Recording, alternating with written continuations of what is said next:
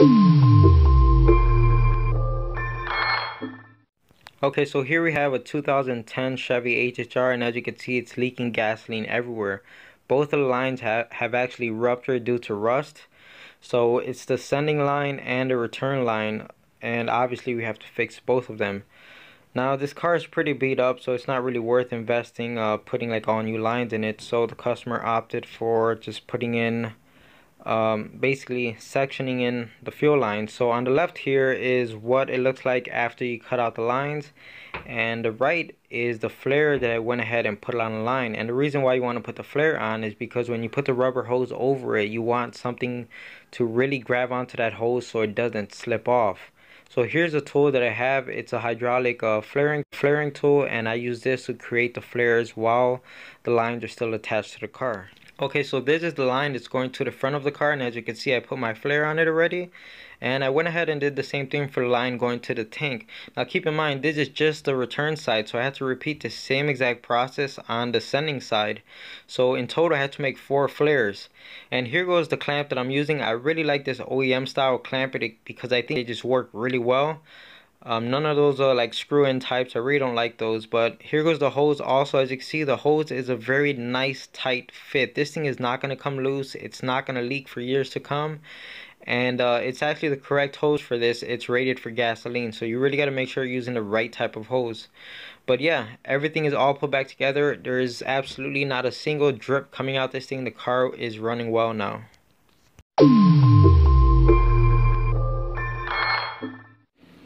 Okay, so that maroon, what is it, Ford F-150 was towed in last night.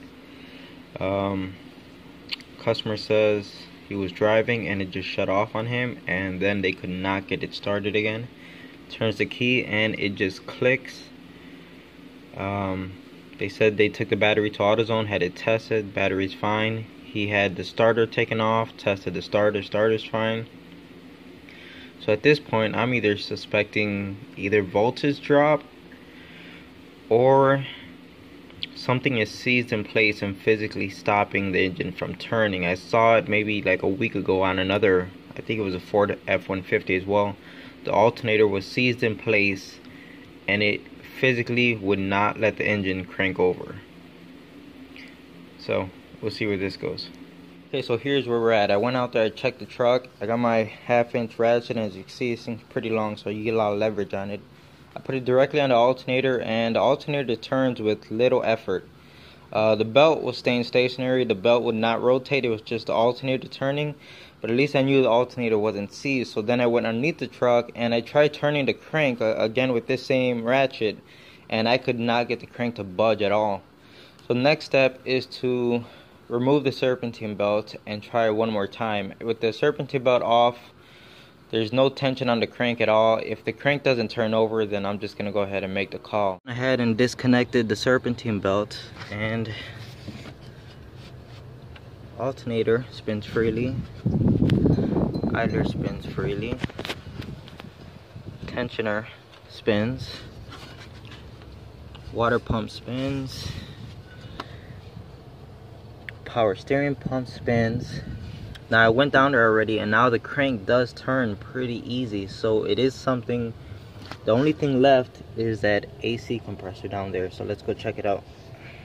Okay, so we're underneath the car now, and let's move this belt out the way. And yep, sure enough, the AC compressor is seized in place. And this kind of makes sense, because they told me that when they tried to, well, this is why I was assuming it was something that was physically stuck. Because they told me when they tried to jumpstart it using another vehicle, let's just say the battery on this one's kind of weak. So you get extra juice from another vehicle, and when you go to crank it, they said it tried to turn just a little bit. So with that extra power, it's trying to overcome like this physical resistance. That's why I had a hunch that it had to be something that was seized. And that's what's causing this car to not start.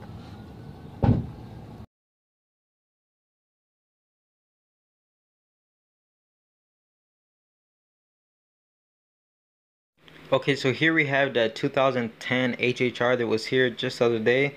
Now this was all shot on that same day. The car was brought to me because of those leaking fuel lines. but I decided to check it out because it sounds horrible, it drove horrible, and I just wanted to see what was going on so I could let the customer know. As you can see, the stabilizer bar bushings are completely shot. This thing just clunks around like crazy. It's gonna need new stabilizer links. As you can see, this bracket that's holding the ABS line is bent, so it kind of makes it look like the ABS line is actually rubbing on the link. The bellow, of course, is not in its correct place. This side, at least this side, is gonna need one outer tie rod. The inner tie rod looks to be okay. Obviously the tire is the wrong size tire. You can see it's practically rubbing on the strut right here. Okay, so now I'm on the passenger side, and this side seems to be even worse.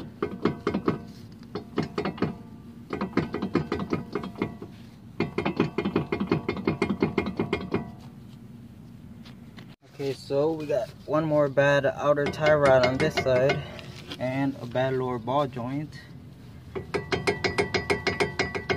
which may have to get the whole lower control arm for that.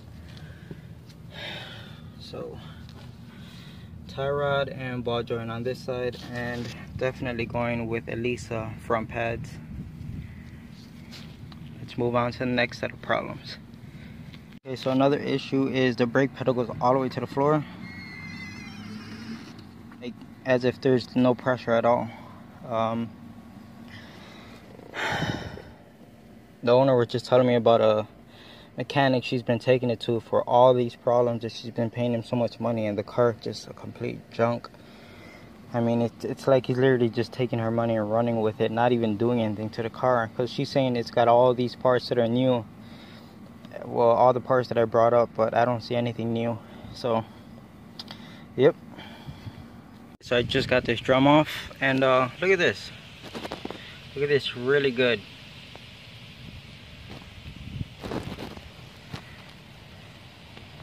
Yep. So she's been paying a guy good money. She said she just had her rear drum brakes done, that he put new shoes back here. Yep. No wonder the brakes don't work and the pedal goes all the way to the ground. It just pisses me off so bad. It's horrible how some people even get business. So I just finished messing with the rear drums. I got everything fixed in there. So let's go ahead and test the brakes.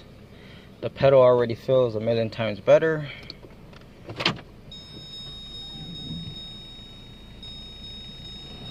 And yep, the car actually stopped and we have pedal pressure.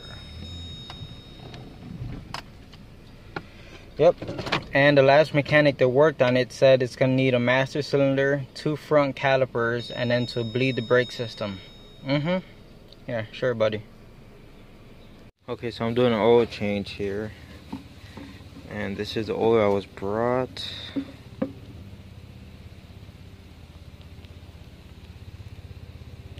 This is the first time I've ever seen an oil when I'm pouring it in, like towards the end, it looks like the oil is separating, you know? It kind of looks like when you put oil into water. Another thing I found interesting is right there, does not meet newer car manufacturers' warranty requirements. That's never a good sign, right?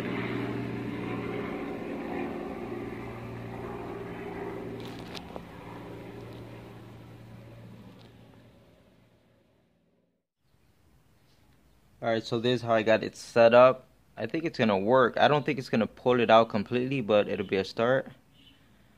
But yep. So let's see how this goes. Hopefully the camera doesn't fall.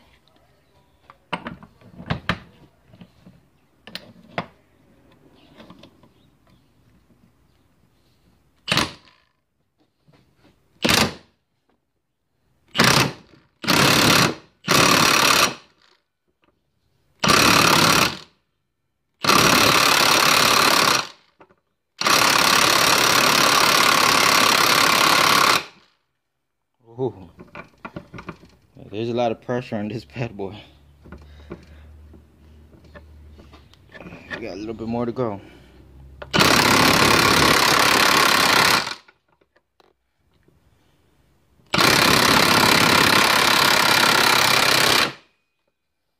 Alright, looks like I'm all bottom out here, so I'm gonna have to figure something else out. I need like spacers right here.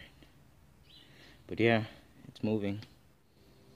And look at this, I actually got another idea, which I think might finish the job. So basically, here's where we're at. It's almost out, but not completely. I'm going to use the actual receiving cup that I should have used from the very beginning, the one that actually fits the bearing nicely. But as you can see, it still catches right there. So I'm going to basically clamp them together and use the forcing screw to force it out. So I think this will work. Okay, so here's the setup. Let's go ahead and give her the beans.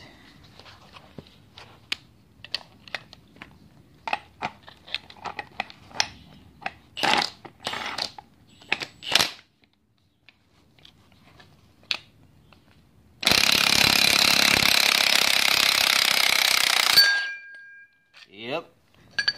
Like Rocco says, we got action.